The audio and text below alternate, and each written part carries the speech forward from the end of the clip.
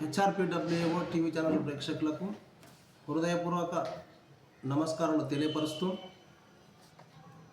ఈరోజు మనము పద్మశ్రీ అవార్డుల గురించి మనము చర్చించుకునే అంశం.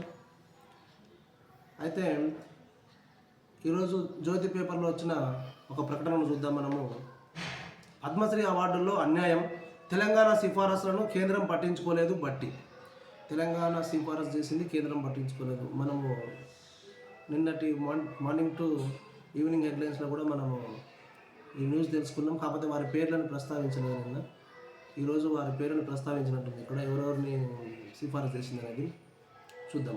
కేంద్ర ప్రభుత్వం ప్రకటించిన పద్మ అవార్డుల్లో తెలంగాణకు అన్యాయం జరిగిందని, తెలంగాణ ఏర్పాటు అస్తిత్వం ఆత్మగౌరవం ప్రశ్నార్థకంగా మారిందని డిప్యూటీ సీఎం బట్టి విక్రమార్క అన్నారు. కేంద్రం సమాఖ్య స్ఫూర్తికి భిన్నంగా వ్యవహరించిందని మండిపడ్డారు. తెలంగాణ రాష్ట్ర సాధన, సమాజం కోసం, కళల కోసం తమ జీవితాలను త్యాగం చేసిన వారి పేర్లను తెలంగాణ ప్రభుత్వం అధికారికంగా సిఫారసు చేస్తే కేంద్రం నిర్లక్ష్యం చేసిందని ఆగ్రహం వ్యక్తం చేశారు. ఒక్కరికి కూడా అవార్డు ఇవ్వకపోవడం శోచనీయమన్నారు.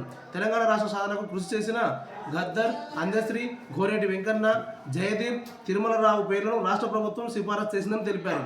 వీరిలో ఒక్కరికి కూడా అర్హత లేదా అని ఆయన ప్రశ్నించారు. బట్టి విక్రమార్క గారు, డిప్యూటీ సీఎం గారు, మీరు ప్రశ్నించిన ప్రశ్నలో అర్థం ఉంది, న్యాయం ఉంది, ధర్మం ఉంది. వాస్తవంగా కేంద్ర ప్రభుత్వము ఈ విధంగా ప్రవర్తించడం కూడా చాలా అసంతృప్తిగా ఉంది. మరి ఎందుకు ఈ విధంగా ప్రవర్తించరు, ఎందుకు తెలంగాణ రాష్ట్రం మీద పక్షపాతం చూపించరు అనేది ఇక్కడ అర్థం కాని విషయంగా మారింది. ఇక్కడ చూసినట్లయితే మనము ఈ సిఫారసు చేసిన 5గురిలో అందరూ కూడా మంచి ప్రావీణ్యులే. మరి వీరిలో కనీసం గద్దరన్న తన యొక్క ఆటతో, తన యొక్క పాటతో, తన యొక్క ఆట పాటలతో ఎంతో చైతన్యాన్ని తీసుకొచ్చిండ్రు ప్రజలలో. తన జీవితాన్ని చాలా త్యాగం చేసిర్రు. మరి గద్దరన్నని గుర్తించకపోవడం అనేది చాలా అసంతృప్తికరమైన విషయం. దీన్ని మేము ఖండిస్తున్నాం. కేంద్ర ప్రభుత్వం ప్రవర్తించినటువంటి తీరు సరైనది కాదని మా హ్యూమన్ రైట్స్ పిడబ్ల్యూఓ సంస్థ తరఫున మేము తెలియపరుస్తున్నాం.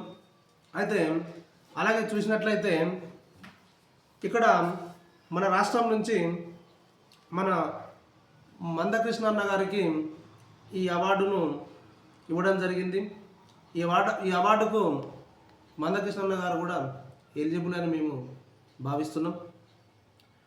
అన్నగారికి ఈ అవార్డు ఇచ్చినందుకు ఒకసారి అన్నగారికి మా హ్యూమన్ రైట్స్ పిడబ్ల్యూఓ సంస్థ తరఫున మేము ధన్యవాదాలు, కంగ్రాట్స్ తెలియపరుస్తూ, మీరు చేసినటువంటి వర్గీకరణ విషయంలో వర్గీకరణ అనేది కరెక్టే అని చెప్పి మేము కూడా మీకు మద్దతులు ఇస్తున్నాం. మా హ్యూమన్ రైట్స్ పిడబ్ల్యూఓ సంస్థ తరఫున అది చట్టబద్ధం కనుక రాష్ట్ర ప్రభుత్వం ఈ వర్గీకరణ విషయంలో జాప్యం చేయడం జరుగుతుంది. దయచేసి మన తెలంగాణ రాష్ట్ర ప్రభుత్వం దీన్ని జాప్యం చేయకుండా అమలు చేయాలని చెప్పేసి నేను హ్యూమన్ రైట్స్ పిడబ్ల్యూఓ సంస్థ తరఫున కోరుకుంటున్నాను. ధన్యవాదాలు. Thank you.